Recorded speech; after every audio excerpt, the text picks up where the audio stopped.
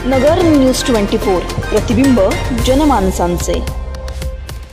प्रभू श्रीरामांचा अवमान काँग्रेस खपवून घेणार नाही। किरण काळे।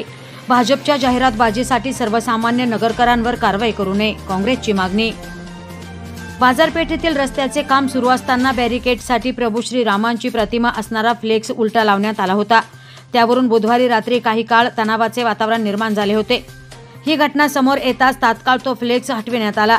मात्र यावरून काँग्रेसने आक्रमक होत फ्लेक्स लावणाऱ्या भारतीय जनता पार्टीवर सडकून टीका केली आहे। हा प्रकार अत्यंत निंदनीय आहे। प्रभू श्रीरामांचा अवमान काँग्रेस कदापिही खपवून घेणार नसल्याचे शहर जिल्हाध्यक्ष किरण काळे यांनी म्हटलंय। काळे म्हणाले की त्या फ्लेक्सवर देशाचे पंतप्रधान, भाजपाचे खासदारकीचे उमेदवार यांच्यासह भाजप नेत्यांचे देखील फोटो आहेत। तो फलक भारतीय जनता पार्टीच्या कार्यकर्त्याने लावला होता। मुळात आदर्श आचारसंहिता लागू झालेली असताना आधीच तो फ्लेक्स भाजपाने काढून घेणे आवश्यक होते, मात्र तसे झाले नाही। त्यातच त्या ठिकाणी काम करणाऱ्या रस्त्याच्या ठेकेदाराने देखील चुकीचे कृत्य केले आहे। प्रभू श्रीराम हे तमाम हिंदूंसाठी आस्थेचा विषय आहेत।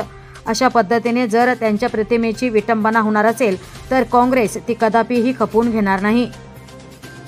प्रतिनिधी निलेश आगरकर, नगर न्यूज 24, अहमदनगर। नवीन बातम्या आणि ताज्या घडामोडींसाठी आजच आपल्या चॅनलला सबस्क्राइब करा।